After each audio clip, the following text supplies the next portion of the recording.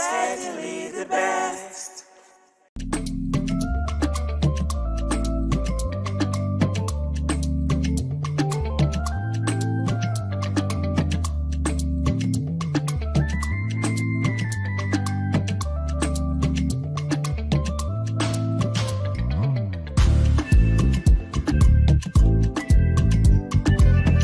Hello and welcome to WIC, Women in Conversation. This is a table where women discuss issues that surround women, things that bothers us and things that makes us happy, things that gives us the privilege to continue to be the good mother that we should be and the good wife that we should be and a good person in the society. We talk about everything here. We talk about men because they also ask, why don't you discuss men? We do talk about men sometimes, but not always. It is a table for women where we converse and where we discuss. It's a pleasant being here with you this day. I have my women in the studio who are going to be discussing some of the topics with me today. As usual, I have on my left Ayo Ali, Ali Balogun. Yes, Ayo, you're welcome to the table. Thank you for having me. You are looking so Again. amazing. Thank you. I keep stealing things from you. Don't worry, we'll talk about that. And of course, I have my fashionista in the house. We all know who she is. She is Princess Edith Madejomo. Edith, you're welcome. Thanks for You having are me. looking so amazing, so dashing. Thank you. Very true. Well, very true. Very true. Thank you, Ayo. Very true. Thank you, Ayo. I'm blushing. Don't blush. Very true. Anyway, someone is. So are you looking very good? too? Yeah, you're not Thank looking you, bad either. thank you. But that's a guy behind the camera who is always here for us, who is also blushing and looking at Princess with some kind of eye Oh saying she my looks so pretty. word. Anyway, thank you ladies for coming on to this program. Okay, so we're just going to be going straight to this talk, and then it's a write-up from Stella Justice Wine. She is a legal and a marriage counselor. Okay, so this is what she talked about. It's on DNA. I know we have talked about DNA on this table. I'm sure Ayo wasn't here when we talked about, but Yeah. you were here. But this is a different dimension on the talk of DNA. And she says, if your husband threatens DNA tests on your children and you know there are is, let him do it. Once it comes out positive, go straight to a lawyer, file a civil claim for breach of trust and ask for 100 million compensation. Oh, Marriage is not a testing ground for suspicions. Let him test, let him confirm, but don't let him get away with breaking your trust. Case closed. I mean, this is so much. When I saw it, I'm like, okay, no, we need to talk about this. Do you agree with her, Abiodun? I don't. I don't. Now, not about the DNA testing, but the aftermath of the DNA testing. Now, Okay, what- so asking for compensation of 100 million, that's what you don't. I don't agree to Okay. that. I mean, yes, marriage is a contract, but I mean, is it transactional? No. What led to the man wanting to have DNA in the first place? What led to it? I think if you really love the man and you really want to marriage and you want to stay back in the marriage, you want to know what led to the suspicion in the first place. So to solve any problem, you need to have the root cause analyzed. There's a root cause analysis of any problem, you know. Now, having said that, you also want to go further to see if you can salvage a marriage. You would walk away if the feelings is dead. Why would he want a DNA? Does it have to do with my character? Does it have to do with my positioning? What led to that suspicion? Treat it if you want to keep your marriage. Now, so thereafter, is the father of the kids, whether or not, let me bring another twist to the matter. Okay. In the Nigerian law, you know, for a few years now, there's been a lot of buhaha on DNA, this one, or a married woman carry this one. The Nigerian law says it, and I have lawyers who have educated me on this. A man and a woman got married. The woman falls pregnant for another man, whether found out through DNA or not. That child from that union belongs to the husband of that union. The husband you married. The man you married, except the man states otherwise. Oh, okay. Except that's the law in Nigeria as at today. Now, Why would the man want to do DNA? That brings us to character issue, trust issues. What led to it? Is the marriage done? If the marriage is done, then there's no need filing for you. Just file for divorce and everybody moves on. You don't go and file for breach of trust and breach of rights to kiniko. I think you still stay in the same marriage. I don't think so. It will not be heard. Okay, it will not be healthy. But let me come to you. Now she's saying it is not right for her to have claimed money. But is it also right for the man to suspect her to the extent of wanting to do a DNA without discussing with her? Because I'm sure if there was a discussion on this, I don't think it would get to this extent of, go and do DNA. I don't trust you. Can we talk? This is the reason why I do not trust you. Do you think the blame is only on the woman for asking for 100 million naira? Would you ask for 100 million? Oh, you're throwing it at me. I would not ask for 100 million. Why would I ask for 100 million? You can't be mad for your husband coming all of a sudden to ask for the DNA. Like she said, there must be some character, maybe deficiency in your character. There must be a breakdown of trust for the man to wake up all of a sudden and want to conduct a DNA, either with your consent or without your consent. And if he asks for your consent, please grant him, let him go ahead. And if he come back positive, there is a breach in trust. Then where did this start from? When did you start distrusting me? Is it from my character? Did I display anything that will make you distrust me? Did my conduct make you not to trust me? You also have to look inward. That is it. You also have to look inward to see if you have any one point or the time or the other time to make a move that makes him to, not to trust you or to question your integrity. Now that he has done it, you sit him down. You have to talk. You made him sorry for what he did, but not you going as far as suing him to pay you 100 million. When he come to pay you that 100 million, and you still be in that marriage, how do you think you're going to relate in that marriage? Family are going to come in. This is not just about you and the man now. You now go to, to the extended family. How are you going to look at this man tomorrow and say, yeah, I eat your 100 million, nothing happened? And you think you'll be comfortable in that home? No, I don't think in that case she will still remain in the marriage. Thank you. I do not think so. So if you want to take a walk after that, maybe he's not trusting you, after doubting you and all that, if you want to take a walk, if you want to sue for divorce, go ahead and do it if you're done.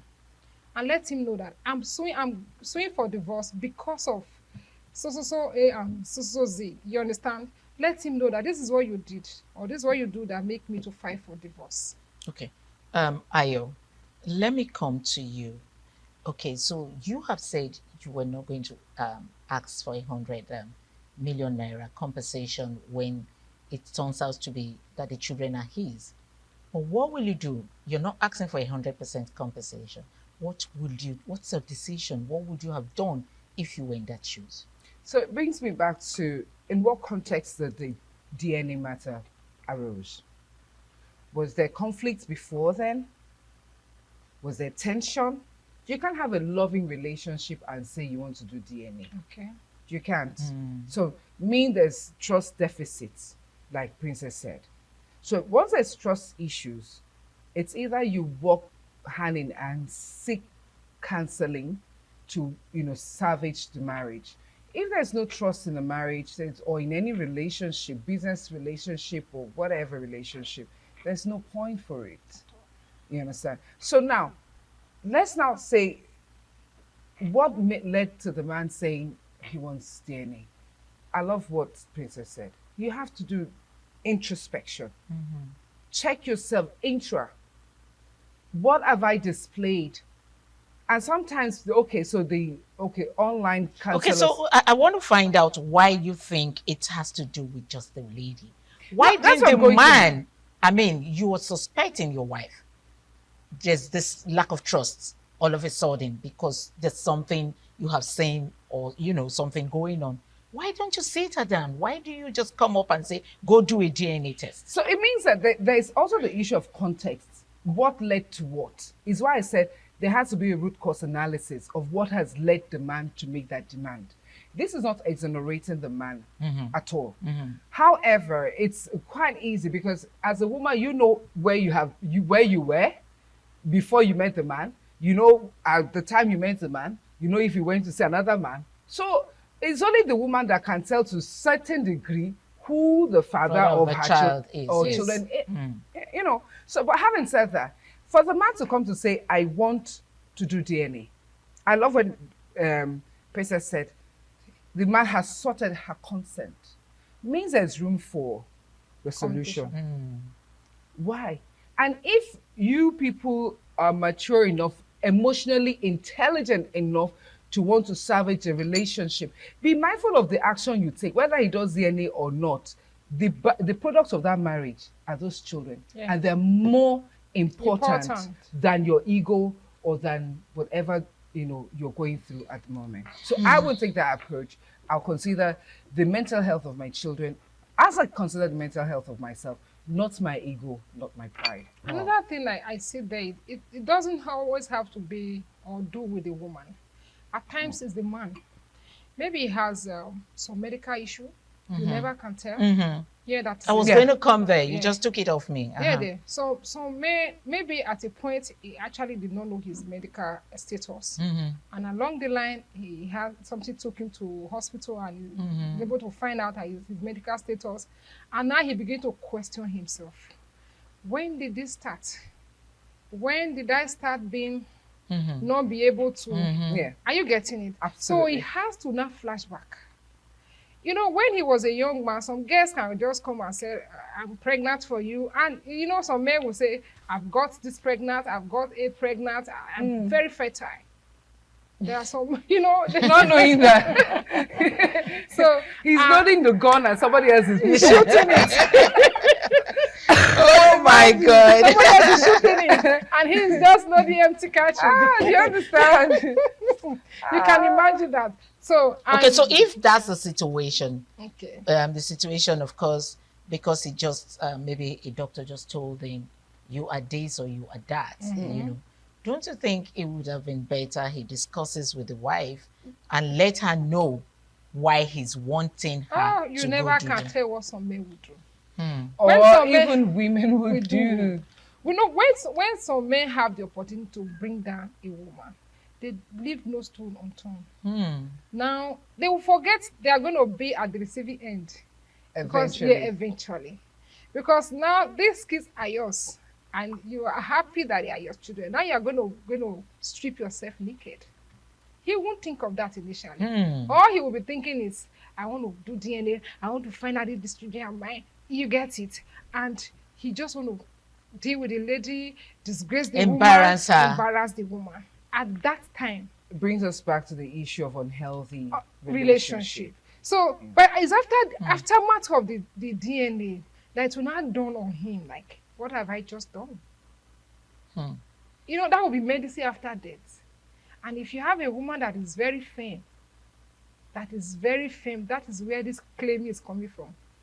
A woman that is very firm, that was trying to cover your nakedness all along, so to say, and that's where she was okay. Now that it has come to this, But the story says that the narrative says that you're sure he's the father of the children. So there's no nakedness. to Oh, cover. okay, yeah, that's You the story. understand? So the You know. woman is actually sure the man is the She father. didn't play around. No, she didn't play around. She trusted herself. Yes. That is it. So So for me, what gives the man the Impression.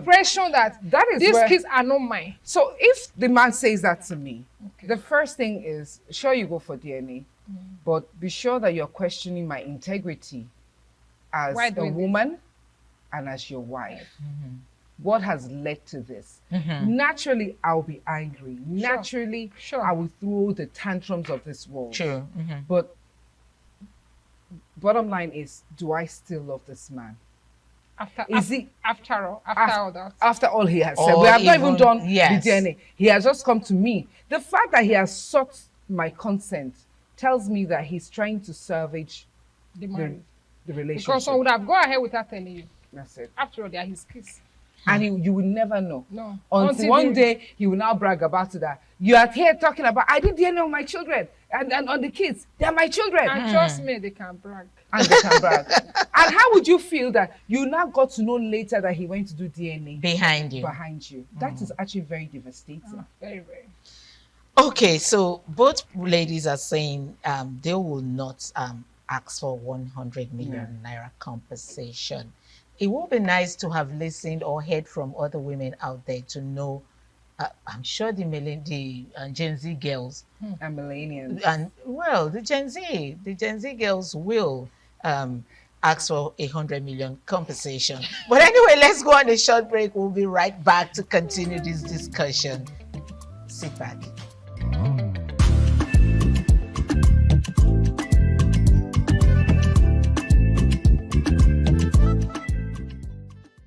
Welcome back. We're still here at WIC. We're still discussing the DNA. If you will be asking for 100 million compensation after your husband asks you to do a DNA, and of course you're very sure those children are yours, would you be asking for 100 million compensation, or you're just going to be upset and let it go because you love your husband? We would have loved to hear your response. But anyway, the women here are, let's say, representing you. It might not be 100%, but 80% representation.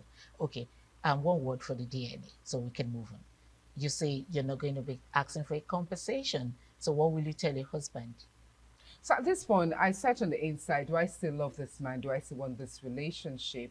And what would be the fate of my children? Of course, we'll do the DNA. Being a woman of integrity and substance, I'll go for it.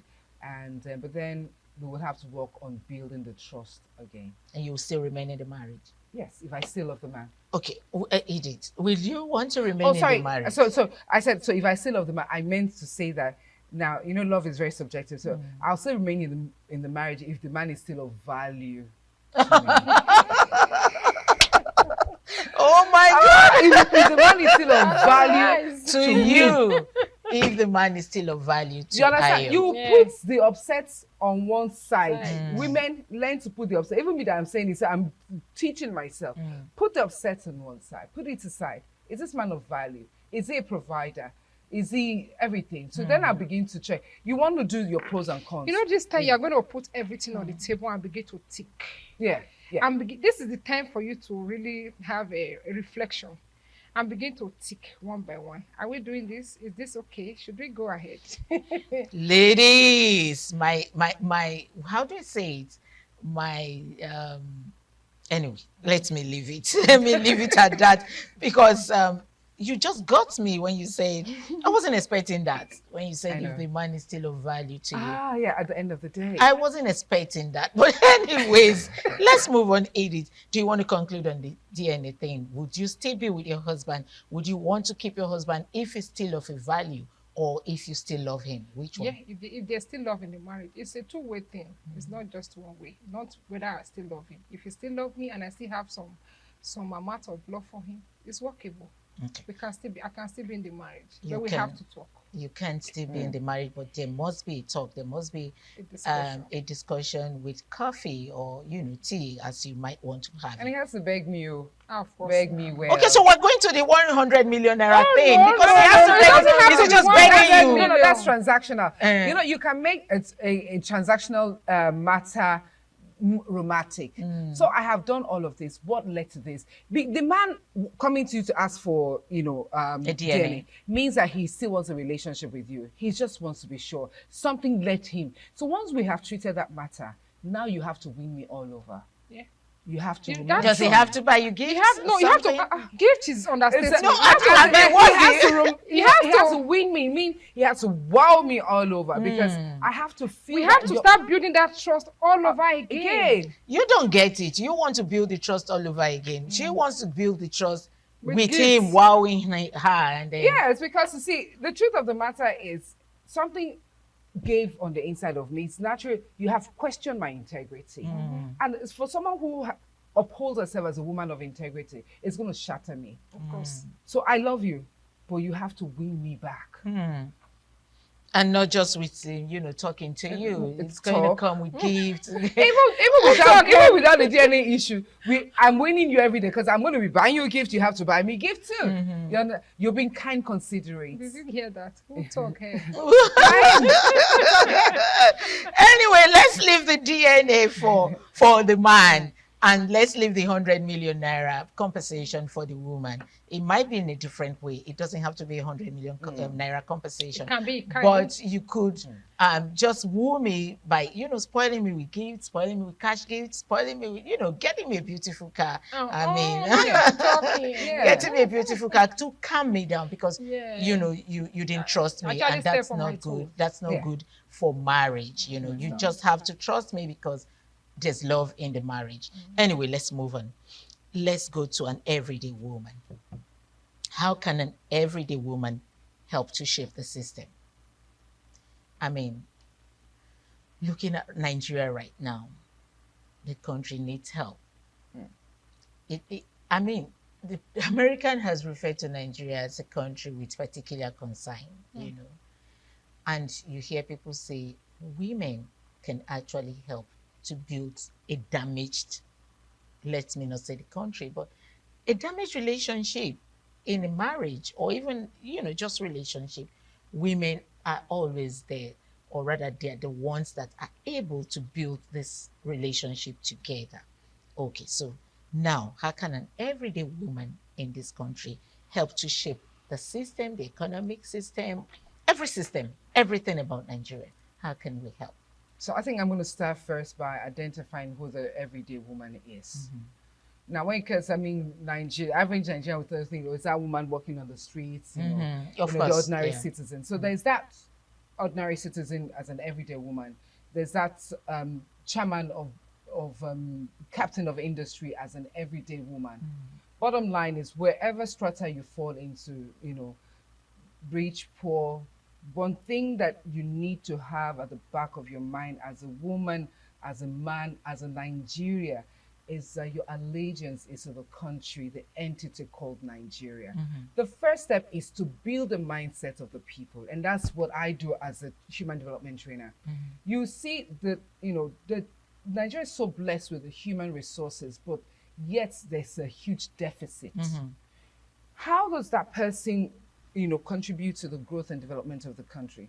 First, you begin a mindset shift. Remove the me. True. Begin to have kind consideration for others. Not sympathy, empathy. Where you build a society that thrives on empathy.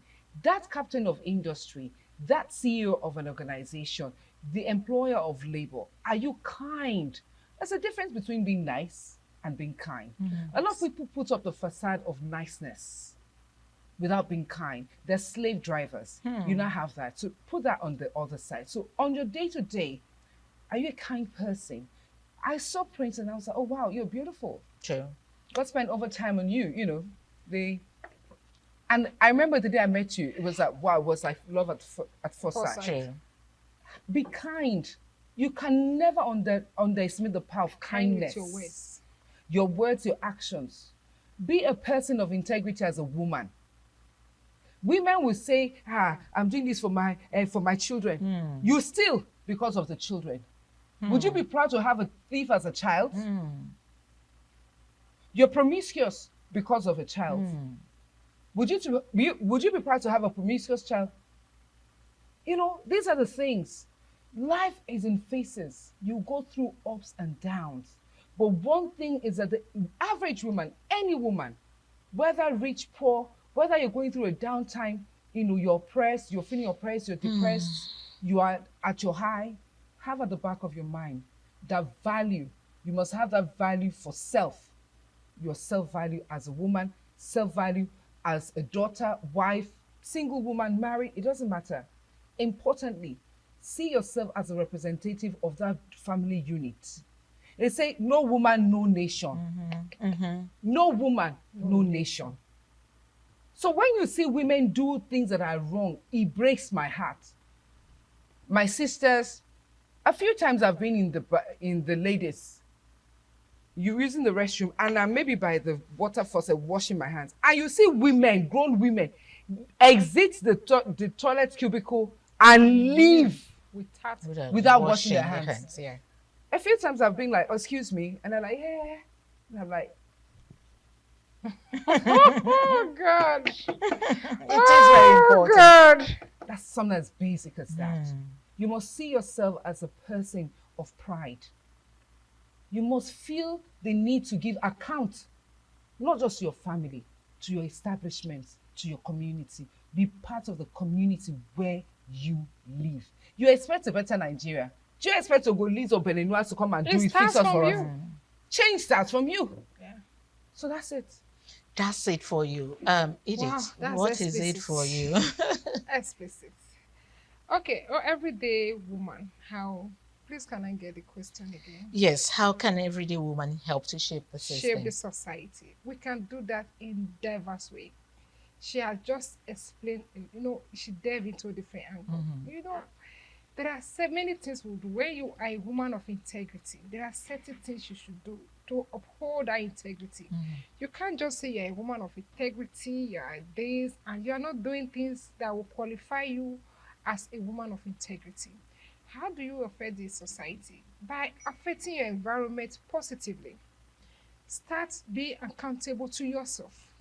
As a woman of integrity, you have to be accountable to yourself, to your immediate society, your family, then before your society. If you are not accountable to yourself and to your family, you won't be accountable to the society. Then do your bit. Just like you said, there are ghost drivers. There are some people that have domestic staff, the way they treat their staff. You as a neighbor, you just look at them and shake head. And there are also good people that have domestic staff. The way they treat their staff, you look at them and give them thumbs up. So how do you affect your society, your immediate family, your immediate staff, your staff? How do you treat them? That is the one way of affecting your society. Then you being a woman in the society, there is this, my upbringing, there is this way they taught us when you are in environment, we say it takes a woman to bear a child, but it takes a community to raise a child. So that is, I feel, that's another way of affecting your society positively.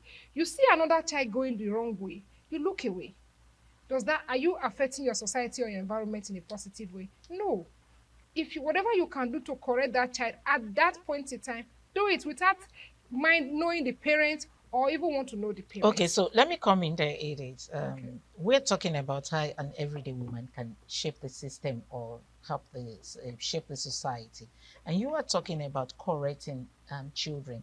Some mothers don't accept that. So I have come across a mother who was fighting her neighbor. I was driving past, I had to stop by and say, what's going on here?